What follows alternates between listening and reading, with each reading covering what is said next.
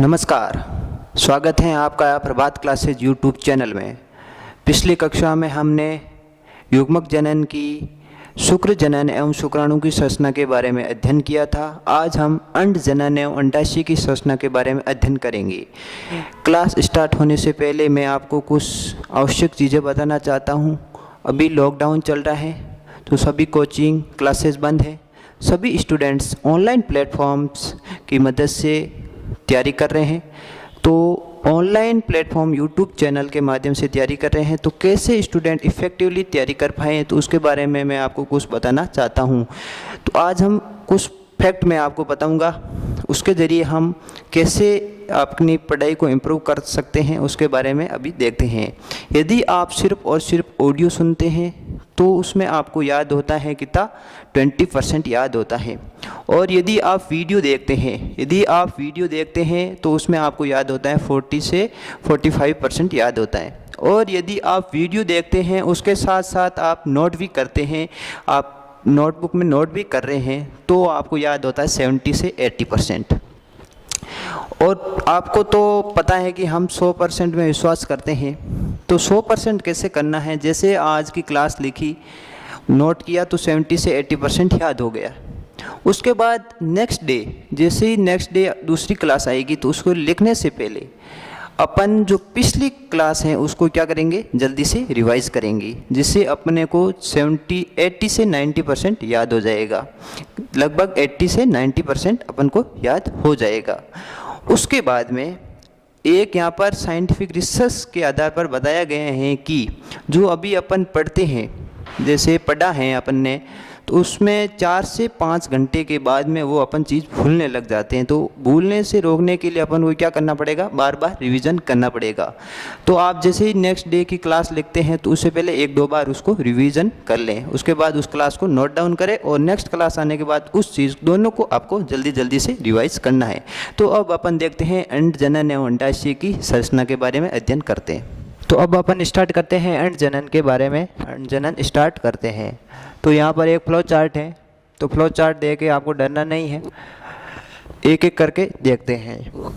ये है आपकी आदि जनन कोशिकाएं या पीजीसी, जिसके द्वारा अंडाणु एवं शुक्राणु दोनों का निर्माण होता है। इसमें बारंबार समसूत्री विभाजन के फलस्वरूप oogonia का निर्माण होता है। वहाँ पर निर्माण हो रहा था स्पर्मेटोसाइट्स का निर्माण हो रहा था, यहाँ पर oogonia का निर्माण हो रहा। लगभग दोनों में सेम ही है, थोड़ा बहुत अंतर है। उसके बाद में एक के अंदर वृद्धि हो जाएगी, उसे बोलते हैं प्राथमिक oocyte बोलते हैं। प्राथमिक oocyte के बाद प्रथम असूत्री विभाजन होगा।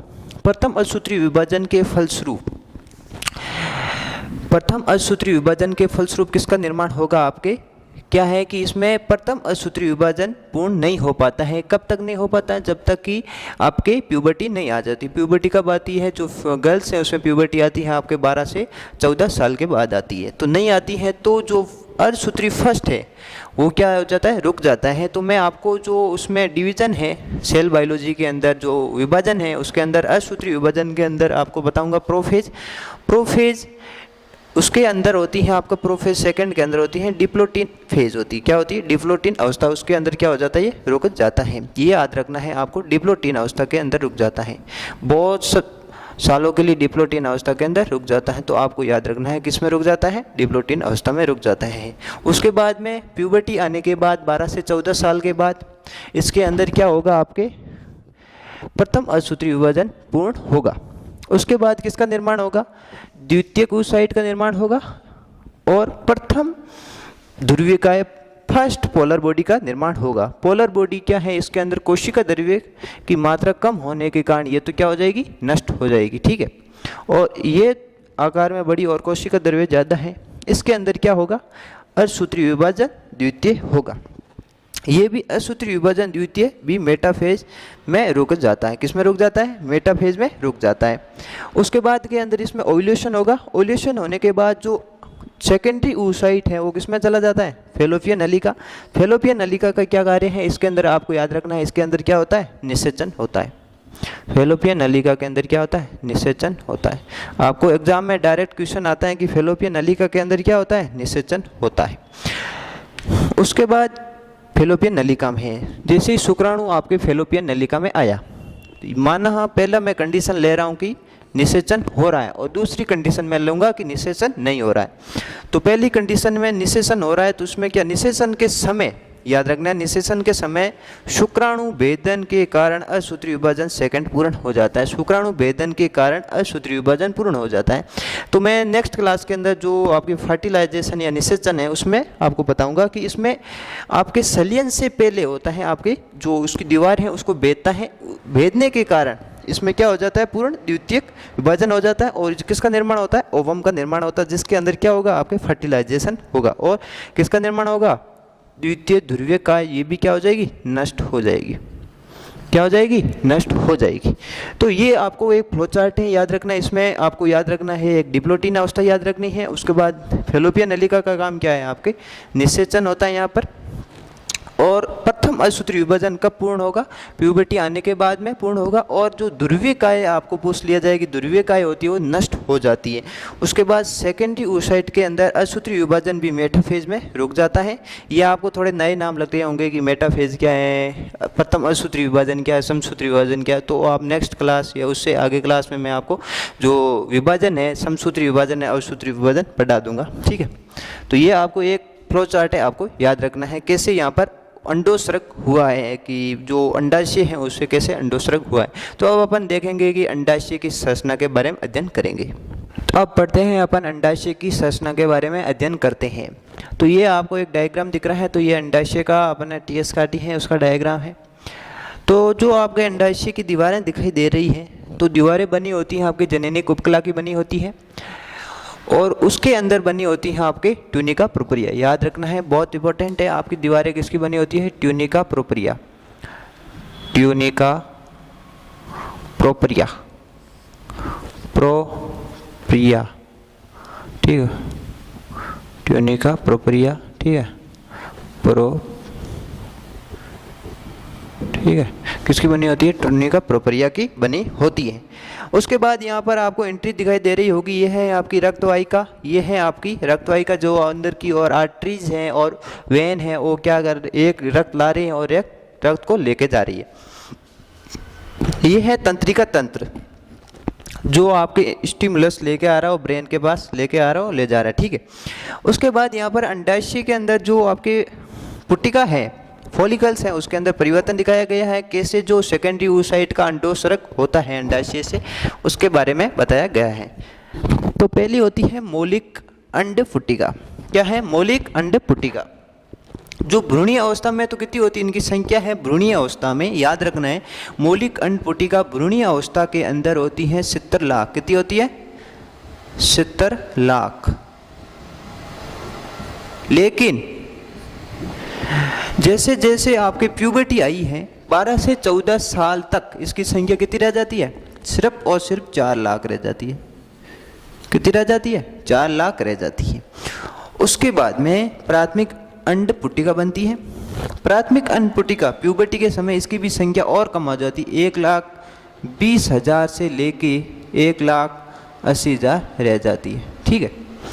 तो पिछली कक्षा में मैंने यहाँ से याद आया कि पिछली कक्षा में जो स्पर्म बन रहे थे डेली कितने बन रहे, 10 की घात 12 से 10 की घात 18 बन रहे थे। तो उसको कितने करोड़ में बताना है, तो मैं आपको बता देता हूँ उसका सही आंसर 10 की घात 12। क्या है, 10 की घात 12। जैसे यहाँ पर है 10 की घात 12 से 10 की घात 13। तो आप ऐसे करो, इसको लिख दो, 1 2 3 4 5 6 7 8 9 10 11 12, 12 जीरो हो गए। यहाँ से शुरू करो, इकाई, दाई, सैकड़ा, हजार, 10,000, लाख, 10 लाख, करोड़। करोड़ में बताना है तो करोड़ तक रुक जाओ, करोड़ तक क्या हो गए, रुक गए। उसके बाद कितने, इकाई, दाई, सैकड़ा, हजार, 10,000, मतलब कितने करोड़ हो गए, 10,000 करोड़ हो गए।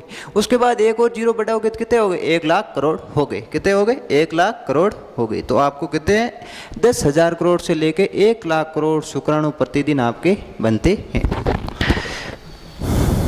तो अब अपन इसमें देखते हैं आगे, 1,20,000 से 1,80,000 होती है प्राथमिक अंड पुट्टिका।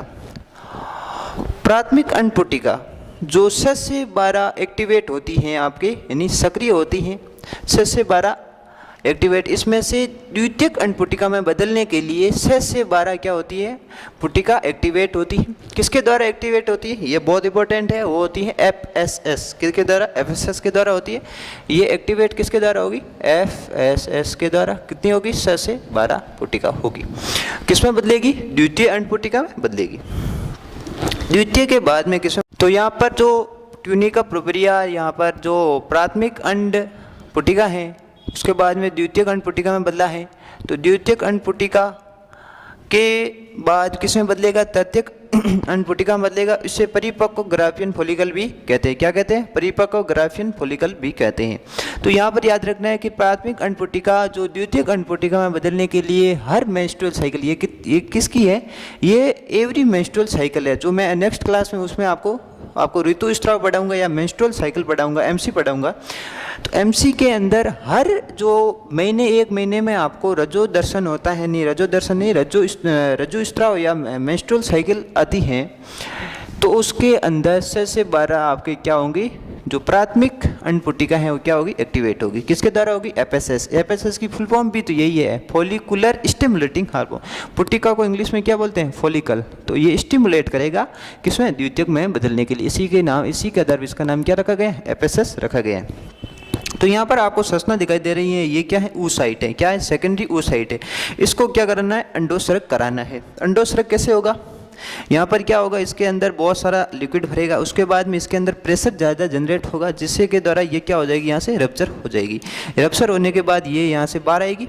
ठीक है, बाहर आने के बाद यहाँ से क्या आ जाएगी, बाहर आ जाएगी। बाहर आ जाएगी यहाँ। तो यहाँ पर मैंने संरचना बताई थी, तो उसमें क्या होता है कि जैसे ये आपके ये अंडाशय, इसके ऊपर क्या लग रही रहती है, फिम्बरी, ऐसे मूवमेंट करती रहती है फिम्बरी।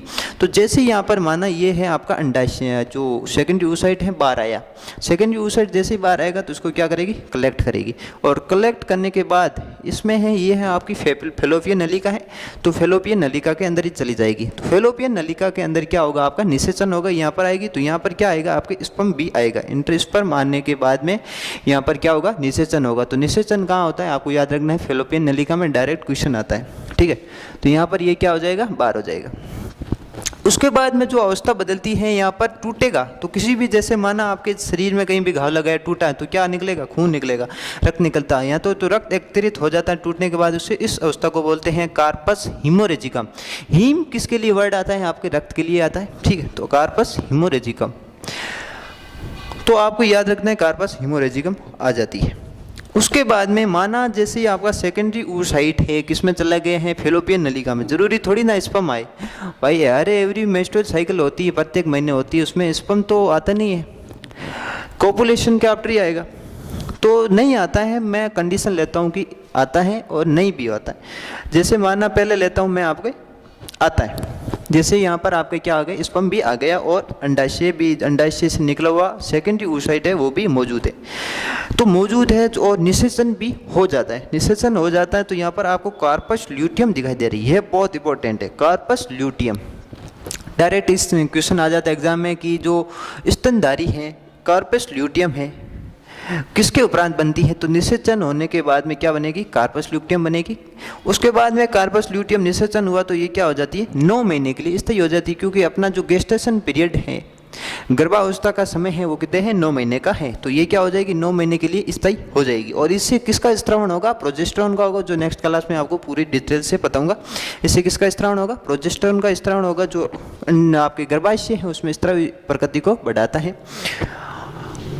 और यदि माना मैं समझ लेता हूँ कि इसमें निषेचन नहीं होता है, निषेचन नहीं होगा तो ये क्या हो जाएगा, आपके नष्ट हो जाएगा। नष्ट हो जाने के बाद, ये जैसे ही नष्ट होगा, ये नष्ट होने के बाद जो आपका गर्भाशय है, गर्भाशय के अंदर जो आंतरिक भित्ति है वो क्या हो जाती है, एकदम इसके अंदर मतलब अंतःस्रावी ग्रंथियाँ भी बहुत सारी हो जाने के बाद में ये क्या करता है, ये प्रोजेस्टेरॉन स्त्रावित करता है, तो उसको मेंटेनेंस बनाए रखता है। जैसे ही माना ये क्या हो जाएगा, निषेचन नहीं होगा तो ये नष्ट हो जाएगा। और नष्ट होते हुए कार्पस ल्यूटियम को क्या बोलते हैं, कार्पस एल्बिकेंस बोलते हैं। ये भी बहुत इंपॉर्टेंट है, कार्पस एल्बिकेंस। तो ये नष्ट होगा तो यहाँ से प्रोजेस्टेरॉन जाना बंद हो जाएगा। प्रोजेस्टेरॉन जैसे ही जाना बंद होगा, उसके उपरांत क्या होगा कि वहाँ पर जो एंडोमेट्रियम है गर्भाशय की, वो क्या नहीं हो पाएगी, मेंटेनेंस नहीं हो पाएगी। जिसके उपरांत क्या आता है, आपको मेंस्ट्रुअल साइकिल आती है।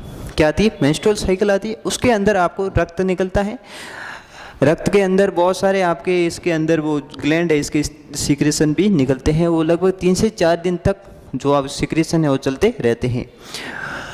किसकी अनुपस्थिति के कारण चलते रहते हैं, कॉर्पस ल्यूटियम। और कॉर्पस ल्यूटियम किस में बदल जाता है, फिर कॉर्पस एल्बिकेंस में बदल जाता है। ये आपको भी याद रखना, किस में बदल जाता है, कॉर्पस एल्बिकेंस में बदल जाता है। तो ये आपको पूरा साइकिल दिखाई दे रही है। तो इस साइकिल को अपन जो नेक्स्ट क्लास है उसमें भी इसी का जिक्र आता है वापस। तो उसके अंदर कल की जो नेक्स्ट क्लास है उसमें अपन क्या पढ़ेंगे, मेंस्ट्रुअल साइकिल पढ़ेंगे, यानी जो ऋतुस्राव कैसे कैसे होता है। मेंस्ट्रुअल साइकिल बहुत ही इंपॉर्टेंट साइकिल है जिससे क्वेश्चन आता रहता है। और नेक्स्ट क्लास में अपन क्या पढ़ेंगे, नेक्स्ट क्लास में अपन बहुत सारे स्टूडेंट क्या होते हैं, उनको क्या कि बस सर याद करते हैं वापस भूल जाते हैं, याद करते हैं और भूल जाते हैं, भूलने की प्रवृत्ति ज़्यादा होती है, भूल जाते हैं। और क्या होता है कि जैसे याद किया अभी तो भूल जाते हैं, याद नहीं होता है, समझ नहीं आ रहा है। तो कल की क्लास के अंदर या नेक्स्ट क्लास के अंदर मैं आपको याद करने का बूस्टर डोज दूंगा। इसके अंदर आपको भूलना भूल जाइए, भूलना भूल जाइए। आप कभी भी उस मैं जो स्टेप्स बताऊंगा उसको आपने फॉलो किया, ध्यान से सुनना, उस स्टेप को फॉलो किया आपने तो ये गारंटी फिक्स है, गारंटी है कि आप भूलोगे नहीं। और आपको मिनिमम टाइम बता रहा हूँ कि 7 दिन के अंदर आपको अपने आईक्यू लेवल के अंदर परिवर्तन नज़र आएगा। क्यों आएगा, क्योंकि इसको मैंने खुद ने इसको अडॉप्ट किया है। मेरे गुरुजन ने बताने के बाद मैंने उसको खुद अडॉप्ट किया है। तो मेरे उसको नियमों को स्टेप्स बताए थे, उन स्टेप्स की पालना करने के बाद 7 दिन के बाद मेरे खुद को आईक्यू लेवल के अंदर परिवर्तन आया था। तो कल मैं उन स्टेप्स को बताऊंगा। तो स्टेप्स को तो फॉलो करने पड़ेंगे, ऐसे था नहीं कि भाई मैं कुछ गुट्टी पिला दूंगा तो आपको याद हो जाए। तो स्टेप्स तो फॉलो करने पड़ेंगे। कल की क्लास के अंदर मैं ये भी बताऊंगा कि कैसे आपको स्मार्ट स्टडी करनी है। जो मैं अभी स्टेप्स बताऊंगा तो वो कहलाती है आपकी स्मार्ट स्टडी, और एक कहलाती है आपकी हार्ड स्टडी। हार्ड स्टडी नहीं करनी है, आपको क्या करना है, स्मार्ट स्टडी करनी है। ठीक है, तो कल की क्लास में क्या बताऊंगा, आपको कुछ स्टेप्स बताऊंगा जिसके अंदर बहुत सारे स्टूडेंट हैं उनको भूलने की समस्या रहती है। तो आप भूलना क्या होना ना, भूल जाइए। तो ये आज की हमारी जो क्लास थी अंडजनन अंडाशय को, इसको आपको नोट करना है और बार बार रिविजन करना है। जो मैंने स्टार पॉइंट लिखा है उनको याद करना है और ऐसे टिप्स पे याद कर लेना है। तो ये क्लास कैसी लगी आपको कमेंट करके भी बताना है, और इस वीडियो को लाइक करना है, शेयर जरूर करना है। धन्यवाद।